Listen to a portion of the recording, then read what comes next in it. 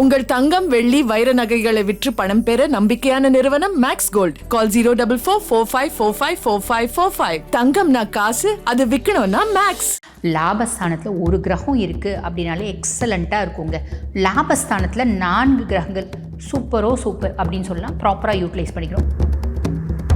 கடனை ஓவர்டேக் பண்ணுறதுக்கான கடன் ரொம்ப நாளாக இருக்குங்க, கடன் வெளியே வரணும் அப்படின்னு பிளான் பண்ணுறீங்க அப்படின்னா இந்த காலகட்டத்தில் நீங்கள் ட்ரை பண்ணுறீங்க அப்படின்னா வெளியே வந்துடுறதுக்கான வாய்ப்பு உண்டு. பொதுவாக 6ஆம் பாவத்து அதிபன் 11ஆம் பாவத்தில் போகும்போது எதிரிகள் அப்படின்றது இருக்க மாட்டாங்க. எதிரிகள் நம்மக்கிட்ட மண்டியிடுவாங்க அப்படின்னே சொல்லலாம்.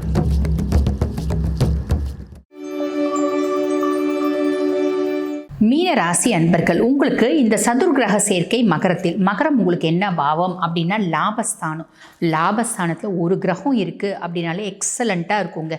லாபஸ்தானத்தில் 4 கிரகங்கள் சூப்பர் அப்படின்னு சொல்லலாம். ப்ராப்பராக யூட்டிலைஸ் பண்ணிக்கிறோம். மொதல் விஷயம் நம்ம சூரியனை பார்க்கலாம். சூரியனை பொறுத்த வரைக்கும் 6ஆம் பாவத்து அதிபன் லாபஸ்தானத்தில், ருணரோக சத்ருஸ்தானத்துக்கு அதிபனை வந்தால் அவன் லாபஸ்தானத்தில் போய் உட்காந்துட்டுருக்கான். அப்படின்போது என்ன எக்ஸாம்ஸ் நீங்கள் காம்படிட்டிவ் எக்ஸாம்ஸ் எழுதுறீங்க அப்படின்னாலும் சட்டுன்னு கிளிக் ஆகிடுறதுக்கு வாய்ப்பு உண்டுங்க.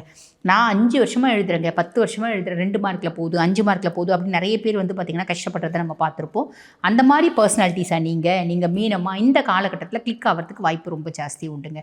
அதே மாதிரி கடனை ஓவர்டேக் பண்ணுறதுக்கான கடன் ரொம்ப நாளாக இருக்குங்க, கடன் வெளியே வரணும் அப்படின்னு பிளான் பண்ணுறீங்க அப்படின்னா இந்த காலகட்டத்தில் நீங்கள் ட்ரை பண்ணுறீங்க அப்படின்னா வெளியே வந்துடுறதுக்கான வாய்ப்பு உண்டு. எதிரிகள் மீது வெற்றி அப்படின்றது வரதுக்கான வாய்ப்பு உண்டு. பொதுவாக 6ஆம் பாவத்து அதிபன் 11ஆம் பாவத்தில் போகும்போது எதிரிகள் அப்படின்றது இருக்க மாட்டாங்க. எதிரிகள் நம்மக்கிட்ட மண்டியிடுவாங்க அப்படின்னே சொல்லலாம். அதே மாதிரி பார்த்திங்கன்னா வேலை சார்ந்த விஷயங்கள், வேலை சார்ந்த ஒரு வருமானம் அப்படின்றது அதிகரிக்கும். இதெல்லாம் ஒரு பெரிய ப்ளஸ்ஸுங்க. பதவி உயர்வு அப்படின்றது நிறைய பேருக்கு கிடைக்கிறதுக்கு வாய்ப்பு உண்டு. ஃப்ரெண்ட்ஸ் கிட்ட ஈகோ கிளாஷ் இல்லாமல் பார்த்துக்கோங்க. நல்ல நண்பர்களை ஒரு ஈகோனால் விட்டுறாமல் பார்த்துக்கோங்க. கெட்ட நண்பர்களாக இருந்தால் பெருசாக யோசிக்க வேண்டாம். அதில் நல்ல நண்பர்களாக இருக்காங்க அப்படின் போது அவங்கக்கிட்ட ஈகோ வேண்டாம். அதே மாதிரி மூத்த சகோதரிகள்கிட்ட பேசும்போது கொஞ்சம் கவனமாக பேசுங்க. ஏன்னா அந்த உறவு முறையில் லைட்டாக விரிசல் வரதுக்கு வாய்ப்பு உண்டு. நம்மளோட ஆளுமை அப்படின்றது அதிகரிக்கும். நம்மளோட தோரணை பேசும்போது கொஞ்சம் ரொம்ப அதிகாரமாக இருக்கும். அதனால் அமைதியாக பேசுறது நல்லது. அதுக்கடுத்து புதன் பகவான் இருக்கார். புதனை பற்றி சொல்லணும் அப்படின்னா 4 மற்றும் 7க்கு அதிபன். அதாவது சுகஸ்தானத்துக்கும் அவன் தான் அதிபன், களத்திரஸ்தானத்துக்கும் அவன் தான் அதிபன். அவன் லாபஸ்தானத்தில் உட்காந்துட்டுருக்கான். அப்படின்னும் போது என்னோட அதீத புத்திசாலித்தனத்தினாலையும் என்னுடைய ஆக்கப்பூர்வமான சிந்தனையினாலையும் நான் புது யுக்திகளை கையாளுறதுனாலையும் எனக்கு பாருங்கள், நான் செய்யக்கூடிய தொழிலை இதத்தனையும் செய்கிறேன்.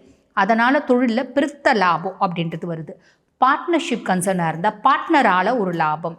அதே மாதிரி பாருங்கள், நம்ம உங்கள் மனைவினாலேயும் ஒரு லாபம். மனைவி பார்த்திங்கன்னா உங்களோட தொழிலில் ஃபுல் ஃப்ளெட் சப்போர்ட்டாக இருப்பாங்க அப்படின்னு சொல்லலாம்.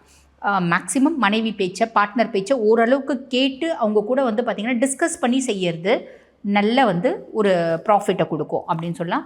ஓவராக பொதுவாகவே இந்த புதனோட ஒரு விஷயம் என்ன அப்படின்னா கணக்கு கூட்டி கழிச்சு பாரு கணக்கு கரெக்டாக வரும் அப்படின்னு சொல்லுவார் பார்த்தீங்களா ராதாரவி சார் ஒரு படத்தில். அந்த மாதிரி கூட்டி கழிச்சு புதுசாக கணக்கு போட்டுகிட்டே இருப்பாங்க. அந்த மாதிரி அவ்வளோ கணக்கு போட வேண்டாம். ஓரளவுக்கு ஒரு plan A, plan B, plan C, மிஞ்சி போனால் பிளான் டி போடுங்க. பிளான் செட் வரைக்கும் போடுறது வேண்டாம். அப்படி போட்டால் என்ன ஆகும், நமக்கு ஒரு விதமான ஃப்ரஸ்ட்ரேஷன் அப்படின்றது வரும். அதிகப்படியான யோஜனையினால் மனசு தளரும் அப்படின்னு சொல்லுவாங்க. ஆக அதில் கொஞ்சம் கவனம் அப்படின்னு வச்சுக்கோங்க. அதுக்கப்புறம் சுக்கிரன் இருக்கான் இல்லைங்களா. சுக்கிரன் இந்த சதுர்கிரகத்தில் சுக்கிரனும் ஒரு கிரகம். அப்போ சுக்கிரனை பற்றி சொல்லணும் அப்படின்னா சுக்கிரன் 3 மற்றும் 8க்கு அதிபன். இளைய சகோதர தைரியஸ்தானத்துக்கும் அவன் தான் அதிபன், அஷ்டமஸ்தானம் துஷ்தானத்துக்கும் அவன் தான் அதிபன். அப்போ சுக்கிரன் 11ஆம் பாவம் அதிர்ஷ்ட கிரகம் லாபஸ்தானத்தில். என்னங்க எப்படியோ ஒன்று ஏதோ ஒரு விதத்தில் நீங்கள் வேலை அப்படின்னு செய்கிறீங்க அப்படின்னா பிரித்த லாபம் அப்படின்றது வரும். அப்போ முயற்சிகள் மூலம் லாபம் அப்படின்றது கண்டிப்பாக வரும். ரகசிய வழிகளில் வருமானம் அப்படின்றது வரத்துக்கு வாய்ப்பு உண்டு. அதே மாதிரி பாருங்கள், இந்த காதலில் பார்த்திங்கன்னா காதல், நட்பு வட்டாரம் இவங்களுக்காக நம்ம கொஞ்சம் செலவு செய்வோம். அந்த செலவு தேவையான செலவாகவும் இருக்கலாம், இல்லை தேவையற்ற செலவாகவும் இருக்கலாம். நீங்கள் தான் முடிவு பண்ணணும். அதே மாதிரி காதல் நட்பு வட்டாரத்தில் ஒரு விதமான குழப்பம் அப்படின்னு வர்றதுக்கும் வாய்ப்பு உண்டு. புரியுதுங்களா. இப்போ லாபஸ்தானத்தில் சுக்கிரன் அப்படின்னா பொதுவாகவே பாருங்கள், லாபஸ்தானத்தில் சுக்கிரன் இருக்கான் அப்படின்னா நீங்கள் 100 ரூபாய் வேலை செஞ்சால் 10,000 ரூபாய் சம்பாதிக்கலாம். ஆனால் வேலை செய்யணும். லாபஸ்தானத்தில் சுக்கிரன் இருக்கான், நான் வீட்டுக்குள்ளே கதுசா தாப்பால் போட்டுன்னு உட்காந்துட்டு இருக்கேன். சுக்கிரன் எந்த விதத்தில் நம்மளுக்கு காசு கொடுப்போம், நம்ம ஒர்க் பண்ணால் நம்மளுக்கு லாபம் அப்படின்றது பன்மடங்காக வரும். ரொம்ப சிம்பிள், அதை மட்டும் ஞாபகம் வச்சுக்கோங்க. அதுக்கப்புறம் செவ்வாயும் ஒரு கிரகம் இல்லைங்களா. இந்த சதுர்கிரக சேர்க்கையில் இந்த செவ்வாயை பற்றி சொல்லணும் அப்படின்னா 2 மற்றும் 9க்கு அதிபன். தன குடும்ப வாக்குஸ்தானத்துக்கும் அவன் தான் அதிபன், 9ஆம் பாவம் பாக்கியஸ்தானத்துக்கும் அவன் தான் அதிபன். இவன் லாபஸ்தானத்தில் வந்து உட்கார்ந்துட்டு இருக்கான் அப்படின்றது என்ன சொல்லுவாங்க அப்படின்னா தன பாக்கிய யோகம் அப்படின்னு சொல்லுவாங்க. குடும்ப ஆதரவோடு நல்ல வருமானம் அப்படின்றது உங்களால் சம்பாதிக்க முடியும். சரிங்களா? உங்களோட அப்பா உங்களுக்கு சப்போர்ட்டிவாக இருப்பாங்க, உங்களோட குரு உங்களுக்கு சப்போர்ட்டிவாக இருப்பாங்க. அதே மாதிரி பார்த்திங்கன்னா உங்களோட மூத்த சகோதர சகோதரிகள் சப்போர்ட்டிவாக இருப்பாங்க. அதே மாதிரி உங்களோட அப்பானோட உறவினர்களும் உங்களுக்கு சப்போர்ட்டிவாக இருப்பாங்க அப்படின்னு சொல்லலாம். இவங்களால ஒரு பெருத்த லாபம் அப்படின்றத சம்பாதிக்க முடியும். குடும்ப தொழில் மேலும் மேலும் மேலும் மேலும் வந்து பார்த்திங்கன்னா டெவலப் ஆகிறதுக்கும், பொதுவாக தொழில் நல்ல டெவலப் ஆகுது அப்படின்னாலே நல்ல வருமானம் வரதானங்க செய்யும். என்ன ஃபேமிலியில் கோபத்தை கண்ட்ரோல் பண்ணிக்கோங்க, வேலை செய்கிற இடத்துல கோபத்தை கண்ட்ரோல் பண்ணிக்கோங்க, பார்ட்னர்கிட்ட லைஃப் பார்ட்னர்கிட்டையும் சரி பிஸ்னஸ் பார்ட்னர்கிட்டையும் சரி கோபத்தை கண்ட்ரோல் பண்ணிக்கோங்க. நீங்கள் வந்து பாருங்கள், ஒரு சொத்து பத்து வீடு நில புலம் வண்டி வாகனம் இதெல்லாம் வாங்கி ஒரு ரெஜிஸ்ட்ரேஷன் அப்படின்னு பண்ணுறதுக்கான வாய்ப்பு உண்டு. ஒரு வீட்டிலேருந்து புதுசாக ஒரு வீடு நம்ம வந்து கொடுத்தனம் போகிறதுக்கான வாய்ப்பு உண்டு. ஆஃபீஸ் ஒரு இடத்துலேருந்து இன்னொரு இடத்துல பெரிய இடத்துல வந்து பார்த்து நம்ம ஷிஃப்ட் பண்ணுறதுக்கான வாய்ப்பு உண்டு. இது எல்லாமே ப்ளஸ் அப்படின்னு தாங்க சொல்லலாம். அதை தான் நான் சொன்னேன், தன பாக்கிய யோகம்.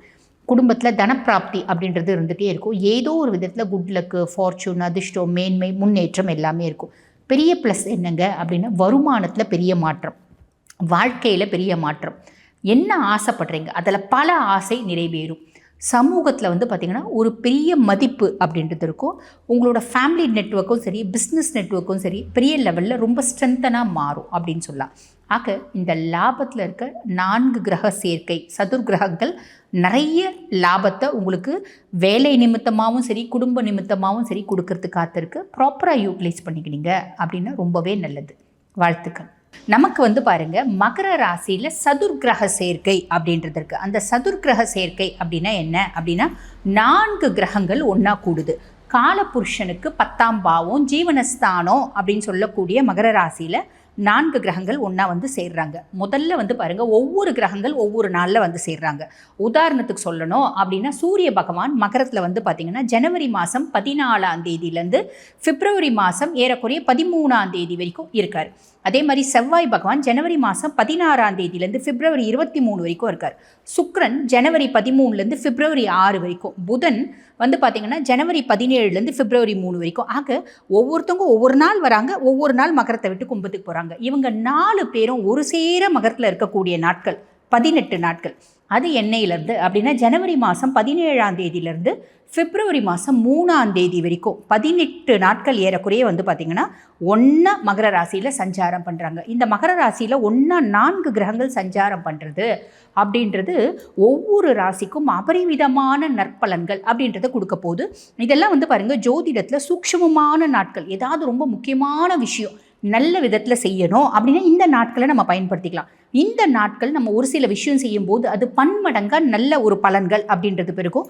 ஒரு சில ராசிகள் இந்த நாட்களில் கவனமாக இருக்கணும். எந்தெந்த ராசிகள் இந்த நாட்களை வந்து பார்த்திங்கன்னா பன்மடங்காக தன்னுடைய வசதியும் வாய்ப்பையும் அந்தஸ்தையும் அதிர்ஷ்டத்தையும் பெருக்கிக்கிறதுக்கு பயன்படுத்தணும். எந்த ராசிகள் இந்த நாட்களில் அமைதியாக இருக்கணும் அப்படின்றது வந்து பாருங்கள் இந்த பதிவில் நாங்கள் முழுசும் எக்ஸ்பிளைன் பண்ணுறோம். ஆக ஸ்கிப் பண்ணாமல் பாருங்கள், உங்களுக்கு பலன்கள் தெளிவாக புரியும். உங்கள் தங்கம் வெள்ளி வைர நகைகளை விற்று பணம் பெற நம்பிக்கையான நிறுவனம் மேக்ஸ் கோல்ட். கால் 04445454545. தங்கம்னா காசு, அது விற்கணும்னா மேக்ஸ்.